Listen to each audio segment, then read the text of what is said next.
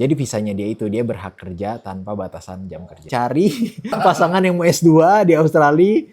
Ada pertanyaan, Bang, minta kontak WA-nya Bang, mau nanya. Kalian gak merasa kontak WA itu privasi ya? Ini salah satu culture shock gue waktu balik ke Indonesia. Harga-harga kok mahal banget ya, sedangkan tidak sesuai dengan kenaikan gajinya gitu. Baku dapat ulang Nenyong Viano. Nah, ini kayaknya video yang bisa dibilang paling gue suka model videonya. Karena pertama ada banyak pertanyaan yang bisa gue jawab. Yang kedua cukup informatif buat kalian. Dan ini model video terbaru dan memudahkan gue juga dalam segi ide konten. Karena seperti yang kalian sudah lihat di judul atau di thumbnailnya, gue akan jawab komen. Dan komen itu kan selalu baru ya, dan selalu ada pertanyaan baru gitu. Pertanyaan yang sama juga pasti ada, tapi ya selalu ada gitu pertanyaan-pertanyaan baru muncul. Makanya harusnya gue tidak akan kehabisan pertanyaan yang bisa gue jawab. Di konten kali ini gue akan jawab pertanyaan-pertanyaan yang muncul di YouTube gue. Nextnya mungkin gue akan bikin pertanyaan dari Instagram, entah dari DM Instagram atau dari story Instagram gitu, yang misalnya gue buat Q&A di Instagram mungkin akan gue jawab di YouTube. Nah, yang mau gue umumkan ke kalian adalah kedepannya pertanyaan-pertanyaan yang gue jawab ini videonya hanya bisa diakses oleh mereka-mereka yang subscribe premium YouTube. Untuk sekarang ya gue kasih gambaran aja akan seperti apa videonya. Tapi kedepannya begitu gue upload, jawaban dari pertanyaan-pertanyaan gue hanya bisa dilihat oleh mereka-mereka yang subscribe YouTube premium gue. Apa ya istilahnya ya? YouTube premium ya? YouTube premium atau saya ralat. Namanya YouTube membership. Udah lupa. Dulu sempat gue buat. Cuma karena gue tidak leluasa buat video, maksudnya tidak punya banyak waktu buat video gitu. Dikarenakan perjalanan pulang gue aja tuh PP 3-4 jam tuh dari rumah ke tempat kerja. Sedangkan yang ini lebih banyak waktu luangnya dan Sabtu Minggu gue tidak lagi kerja. Gitu, jadi adalah waktu untuk buat video Q&A seperti ini. Nah, balik lagi yang bisa lihat kedepannya itu mereka-mereka yang subscribe YouTube gue secara membership. Beda ya subscription biasa, free. Membership ini ada biayanya gitu. Nanti kalian bisa lihat aja. Halo, pengumuman singkat aja. YouTube membership sekarang udah dibuka lagi dengan biaya yang murah banget, Rp10.000 per bulan. Dan di situ nanti kalian akan dapat akses ke video eksklusif seperti video Q&A dan video respon-respon saya terhadap komentar. Kemudian bakal ada live stream juga beberapa kali. Dan yang paling penting nih, akan ada akses ke Discord secara otomatis khusus untuk member YouTube. Dan Discord ini bisa dipakai buat bahas banyak hal, WHV, bahasa Inggris, konten, atau sekedar curhat. Yang sebenarnya tersedia juga untuk publik. Link akan saya taruh di deskripsi di bawah. Tapi tentunya ada channel khusus member yang tadi otomatis terkonek dan saya akan lebih intens untuk chat di situ. Jadi tunggu apa lagi? Ayo join di Circle Viano Suwuh, membership YouTube dan Discord. Bisa diklik link deskripsi di bawah atau klik join mungkin kalau ada tandanya di layar kalian. But anyway, kita langsung aja ke pertanyaan-pertanyaannya. Nah, kebetulan gue kan sudah buat video banyak banget nih, ya kan? Banyak banget. Dan gue sebenarnya bingung nih mau mulai dari mana. Coba saya cari-cari dulu ya. Tentunya nggak semua pertanyaan gue jawab satu-satu ya. Paling pertanyaan-pertanyaan yang mungkin banyak di like. Kayak misalnya ada salah satu video gue tuh yang sampai 178 ini nih, video ini nih. 178,901 ribu. Gimana tuh bilangnya? 178.901 gitu. Yang nonton. Dan komennya ada 503. Gak mungkin saya jawabin satu-satu dong. Ya kan? Itu 1 bulan gak habis-habis tuh. Ada pertanyaan-pertanyaan yang memang banyak orang yang pengen tahu. Dan biasanya itu di like. Kemudian muncul paling atas. Nah pertanyaan-pertanyaan itu yang akan gue jawab. Oke. Gue akan mulai di konten. Ini ya Dufan Premium gak pakai antri. Bukan. Ini video tahun 2019. Video pertama gue. Gue ke Dufan waktu itu. Nggak, kita yang berhubungan dengan Australia ya videonya. Video pertama yang gue upload adalah ini. Kawanua WHV buka-bukaan slip gaji. Ini 3 video pertama yang gue upload di Australia itu gue ingat waktu itu gue tidak pakai editor. Dan karena gue tidak punya waktu buat ngedit, jadi videonya raw aja gitu. Ataupun kalau diedit tuh bener-bener editan yang seadanya, yang di cut-nya tuh nggak banyak. Bahkan video yang 178.000 ini yang tadi gue bilang itu kayaknya ini seingat gue sih nggak diedit sih, raw, bener-bener ya paling masukin subtitle aja. Tapi videonya sendiri udah full. Nah, kita ke yang ini ya, Kawanua WHV, buka-bukaan slip gaji. Kita lihat pertanyaannya. Dulu tuh gue cukup rajin ya balas komen, karena gue masih punya waktunya di jalan gitu gue bales-balesin. Kalau sekarang sebenarnya ada aja sih waktunya, cuma gue lagi mengurangi waktu screen time gue gitu, mengurangi waktu untuk terlalu banyak main HP. Gue sebisa mungkin tidak terlalu banyak kontak dengan HP. Makanya akhir-akhir ini komen YouTube itu cukup terbengkalai ya gitu. Nggak terlalu gue lihat gitu. Nah makanya gue liatnya dengan cara jadi konten aja.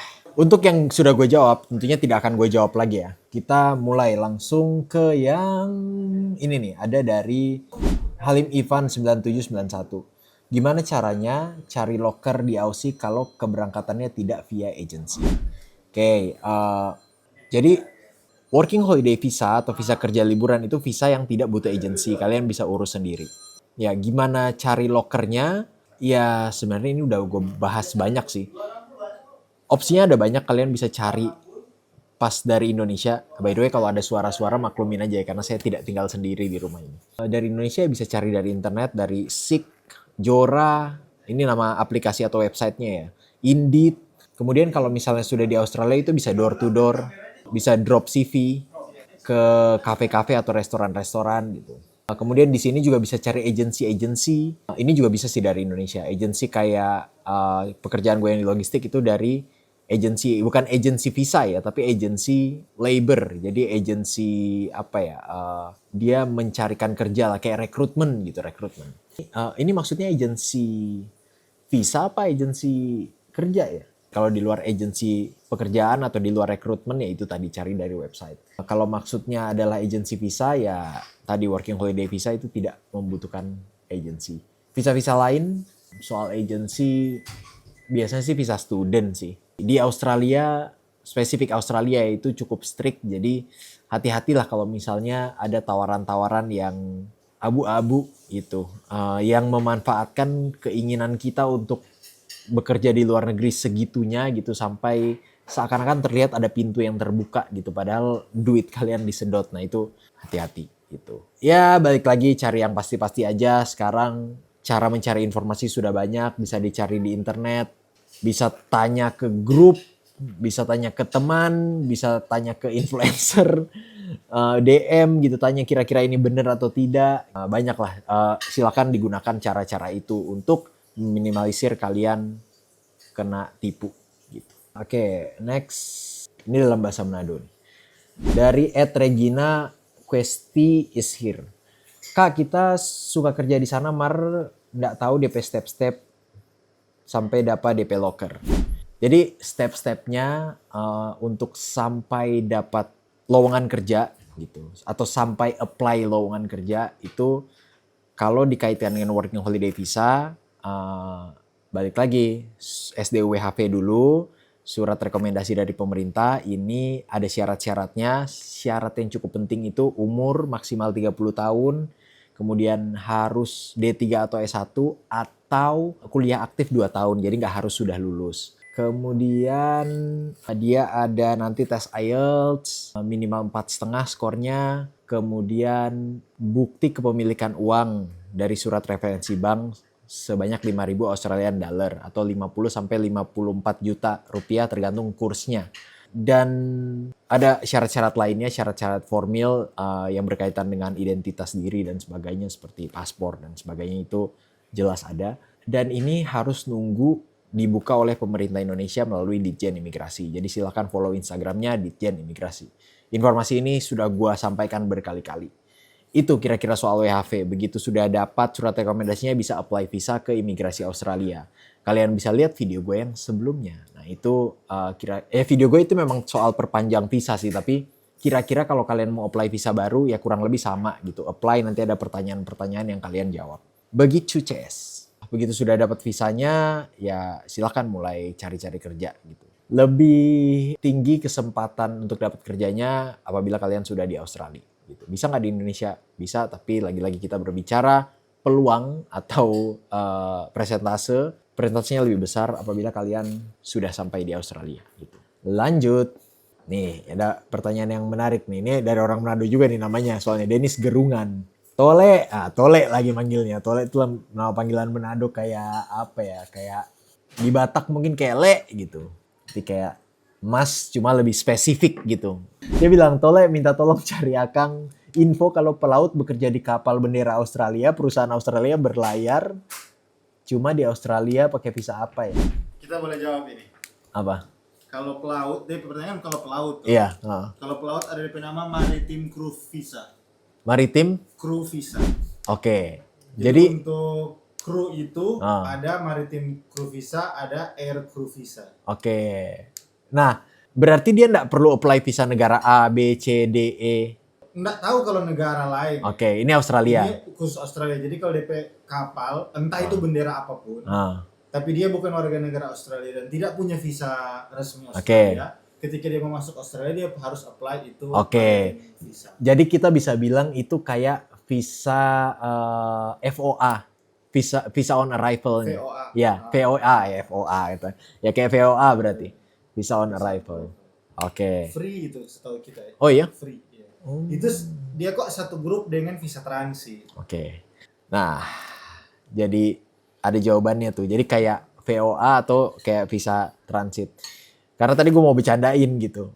Gue nggak tahu segalanya gitu. Pelaut ya gue nggak tahu gitu. Gue cuma tahu kebanyakan ya soal working holiday visa aja gitu. Dan ya mungkin visa-visa lain sedikit-sedikit. Ya tapi kalau yang terlalu spesifik gue nggak tahu. Kalau kalian tanya gimana hidup di Australia, dia slak-slak kalau orang Manado bilang apa ya, celah-celahnya ya mungkin gue masih bisa jawab gitu. Tapi kalau ini terlalu teknis, cuma ada kita petamang. Ngoni so pernah lihat dia di video sebelumnya. Mika. Ya, VOA, visa on arrival tuh kayak ya kalau misalnya turis sekarang mau ke Indo itu kayak temen gue orang Itali kemarin dia ke Bali dia nggak perlu apply visa gitu, langsung aja di sana terus visa on arrival, jadi visanya dikasih pas sudah sampai. Oke, next. Bang, boleh tahu nama perusahaannya, kebetulan mau ngelamar di situ bulan depan. Nah, jadi soal ini kita itu berhati-hati kasih tahu nama perusahaan. Kenapa? Karena sudah pernah ada kejadiannya. Waktu itu kita sharingnya di Instagram sih. Jadi kejadiannya adalah karena kita transparan, kita terbuka gitu ya. Udah kasih aja ke kalian informasi. Dugaannya ada beberapa orang yang, contohnya misalnya gue kerja di apa misalnya Sido Muncul. Gue gak tahu kenapa di otak gue munculnya Sido Muncul lagi. Atau Pertamina aja deh. Ya misalnya contohnya di Pertamina ya misalnya. Contohnya Pertamina misalnya yang kejadian kemarin ya. Karena gue kasih tahu gue kerja di Pertamina, ada beberapa orang yang mencoba masuk juga ke perusahaan itu. Misalnya Pertamina kan accessible ya. Kalian ketik namanya Pertamina, diketik ada tuh nomornya dan sebagainya. Ya mungkin orang-orang ini mencoba menghubungi nomor itu. Gitu. Kira ditanya dari mana, dibilang dari gua. Kira di stok lah gitu dan jadi ketahuan konten-konten yang gua buat gitu di perusahaan.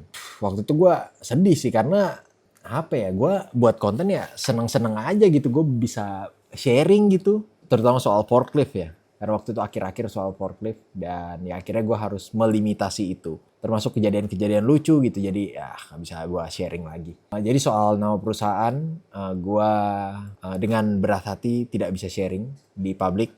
Tapi untuk yang membership, nah nanti saya akan sharing di situ. Gitu, jadi buat yang membership ya gue janji ke kalian gue akan sharing untuk nama perusahaannya. Nanti gue akan buat konten soal pekerjaan gue, apa aja yang pernah gue jalankan. Nah mungkin gue akan sharing eksplisit. Jadi gue akan buat 2 video. Eksplisit itu maksudnya gue kasih tahu perusahaannya apa, di mana. Itu buat info-info detailnya seperti itu ke yang membership. Yang nggak mau membership, yang mau free aja ya tetap dapat informasinya. Tapi yang membership akan dapat informasi lebih dalam, komplit. Oke. Next. Kebanyakan sudah saya jawab di sini. Oke, ini di awal-awal banyak banget yang gue jawabin. Jadi untuk yang gue jawabin nggak gue jawab lagi di sini. Kalian bisa lihat aja di komennya. Kita ke video selanjutnya ya. Aduh ini banyak banget nih komennya.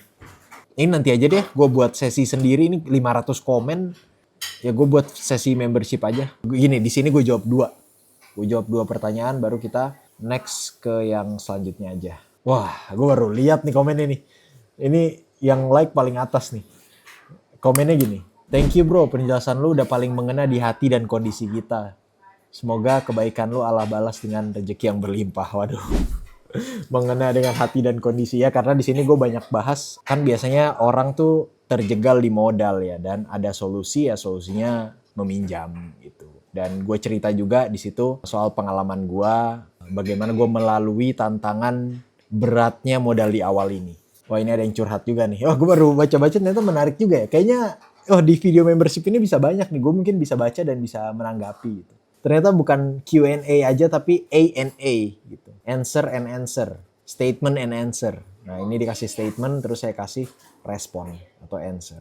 Yang tadi itu dari Muhammad Junaidi channel 9260. Ini sekarang dari khusus PP Kormawa. Ini baru 4 bulan lalu ternyata. Like-nya banyak banget, 106.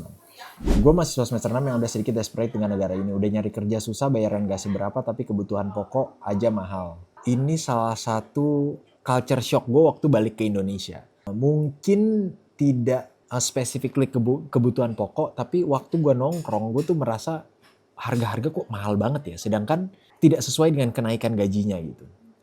Satu kali gue waktu itu nongkrong di salah satu daerah di Jakarta Selatan di Blok M, gue kaget gitu karena gue pas bayar satu makanan satu minuman tuh 100.000 lebih gitu, 110 apa 120.000. Gue kayak gila, ini kalau setiap hari orang WFC sebulan bisa 3-4 juta cuma buat nongkrong saja. Gue sih yang keluar dari Indonesia dan masuk lagi ya, walaupun jaraknya tidak terlalu lama, waktu itu 1 tahun, itu ngerasain perbedaannya sih gitu. Beli makanan di pinggir jalan, say misalnya apa gado-gado gitu atau ayam goreng deh, misalnya ayam goreng yang gua kira ini paling mahal 19.000, udah semahal-mahalnya 19.000, ternyata pas gue bayar 25.000. Wah, gitu. Dan ada beberapa situasi juga yang membuat gue dulu tuh gue pegang 50.000 tuh rasanya banyak gitu, ini bisa makan 3 porsi. Di warteg langganan gue sih masih dapet sih kan ada videonya kan.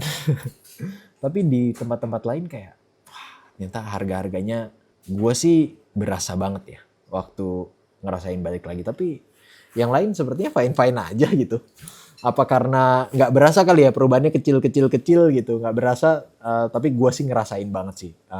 Silakan boleh di komen teman-teman yang mungkin keluar terus balik lagi. Temen gue sih ngerasain, udah gue konfirmasi dan dia cukup kaget juga. Walaupun bedanya nggak banyak ya, bedanya sekitar 4.000, 5.000, 6.000. Gitu. Tapi ya kalau ini kalian kalikan dengan pengeluaran 10 kali, 20 kali gitu.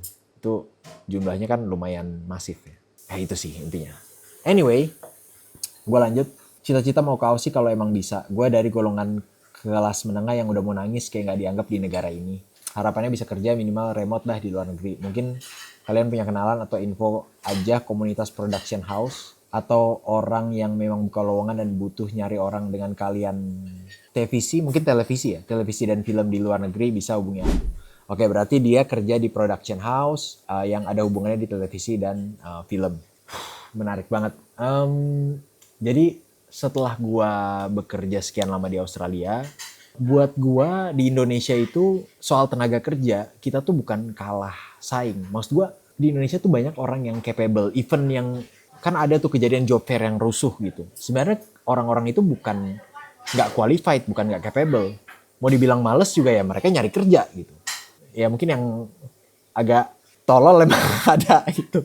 Yang ada juga gitu, tapi banyak juga yang memang capable paling nggak kita nggak usah bicara orang yang smart, pinter, nggak, paling nggak mau kerja dan punya tenaganya deh gitu, dan tahu gimana cara kerja gitu, dan punya etos kerjanya. Tapi kalahnya mereka di bahasa.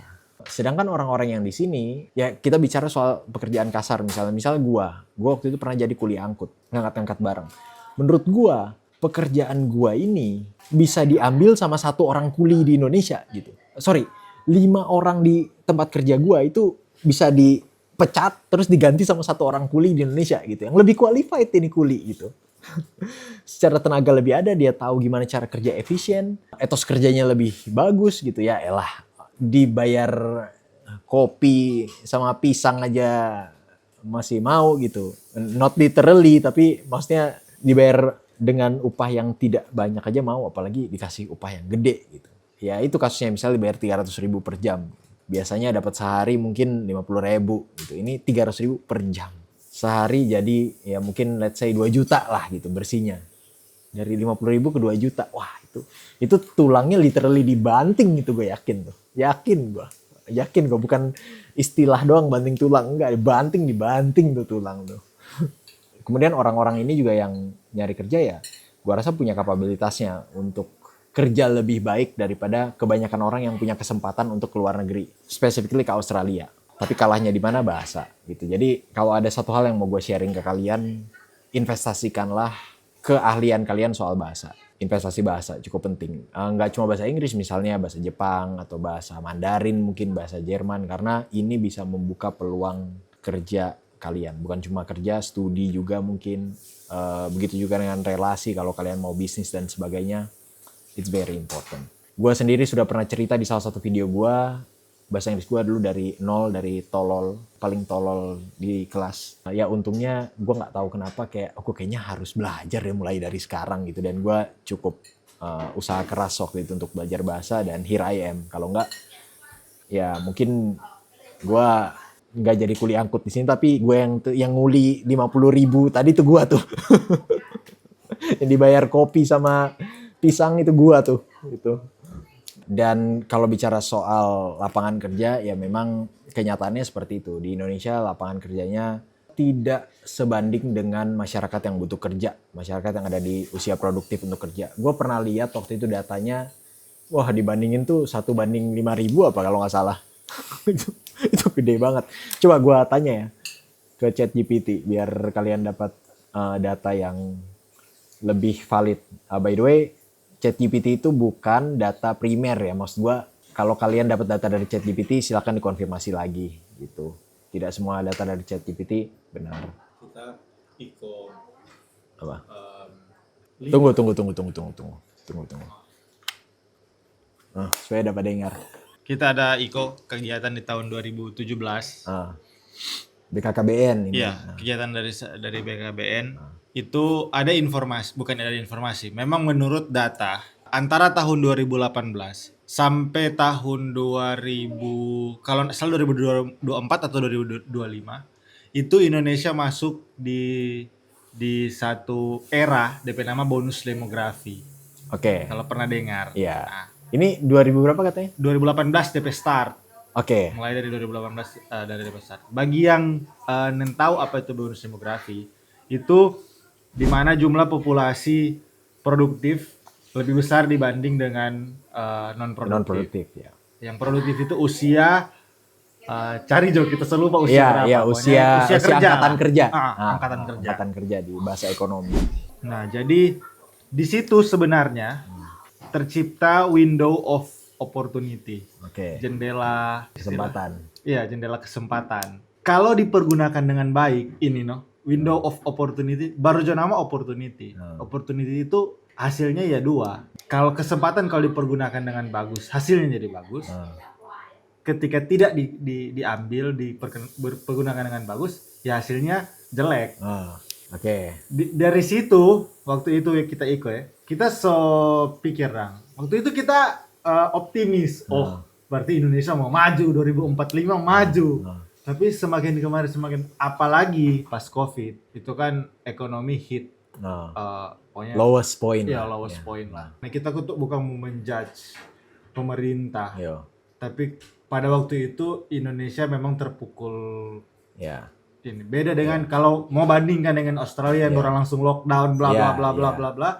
Gampang orang mau bangkit ulang. Nah, Indonesia kayaknya agak begitu. Struggling.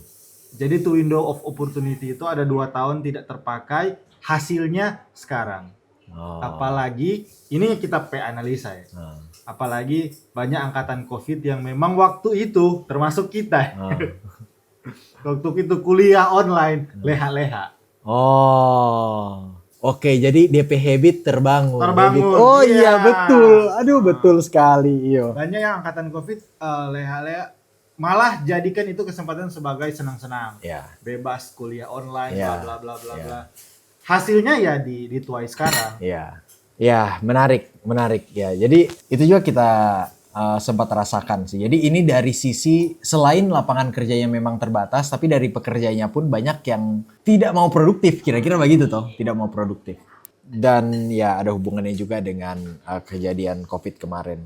Kita juga sempat ada di fase itu sih, fase semangat-semangatnya, kemudian kayaknya santai-santai dulu nggak apa-apa deh. Dan kita malah lebih parah, kita santai-santainya sebelum COVID. Jadi ini sekedar cerita aja. Ini waktu COVID itu, kan orang-orang kan banyak yang stres tuh, sendiri di rumah, nggak bebas dan sebagainya gitu. Nggak ada kegiatan yang biasanya orang lakukan, orang nggak bisa lakukan. Kita pas COVID itu kayak, ya ini kita pengen kegiatan sehari-hari. Iya, apa yang mau peributkan ini kita kegiatan sehari-hari begitu. Tidak ada pekerjaan gitu ya. Ya pemasukan sih masih ada sih, pemasukan masih ada yang kebetulan adalah bisnis kecil-kecilan yang hasilnya juga ya cukup untuk tidak minta ke orang tua aja gitu.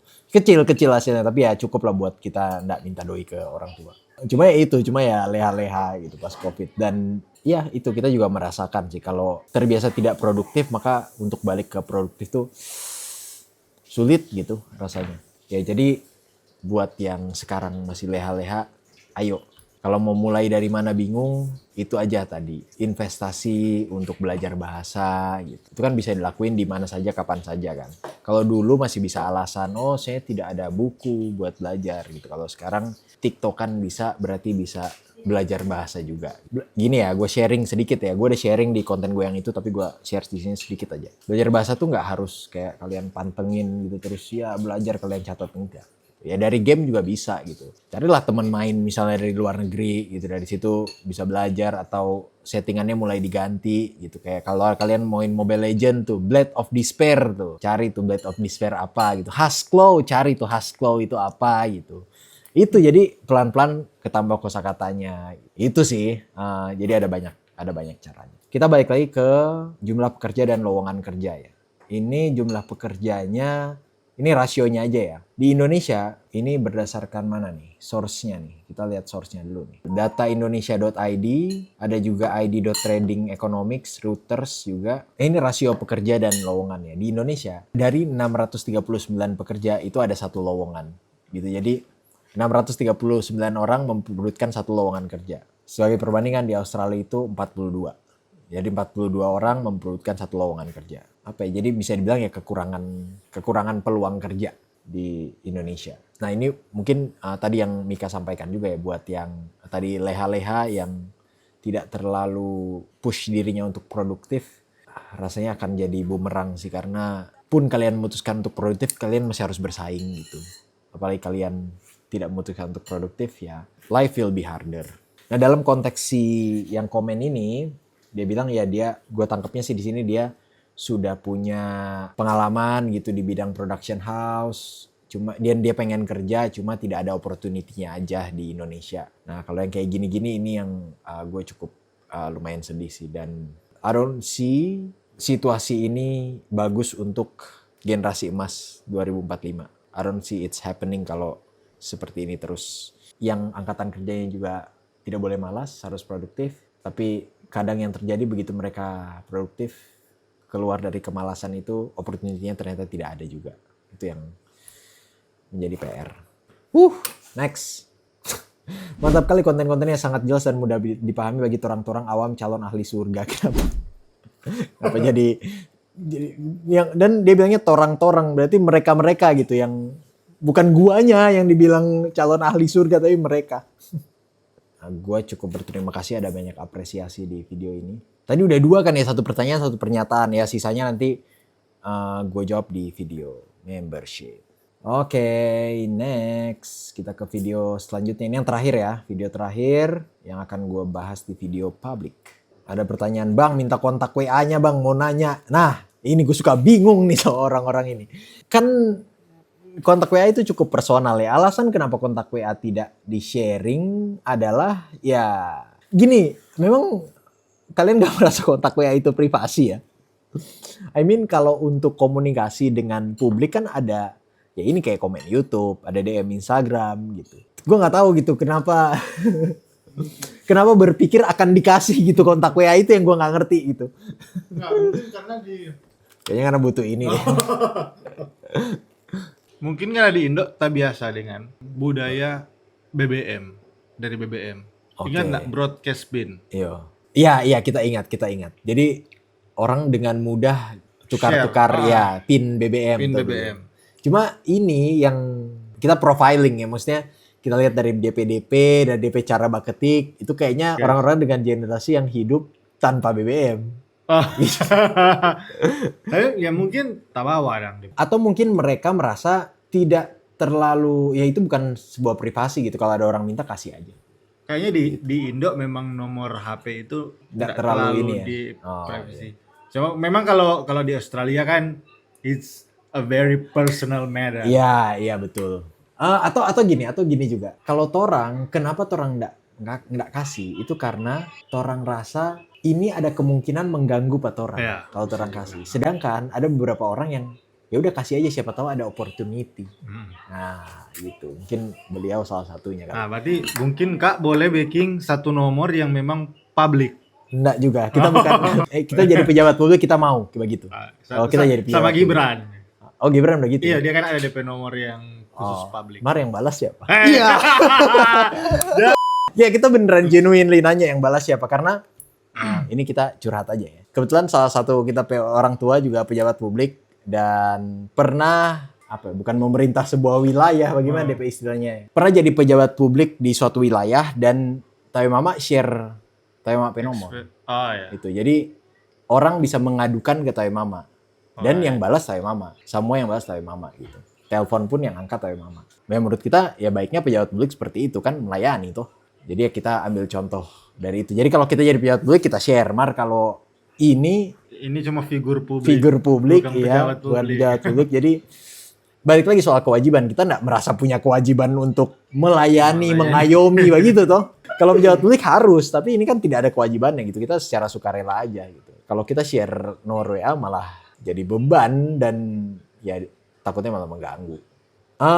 Next. Ada komen, Bang saya masih di Indo, bagaimana caranya bisa pergi ke Australia? Apa saja yang harus saya lakukan dan disiapkan biar bisa narik di sana dari @d.a.p9.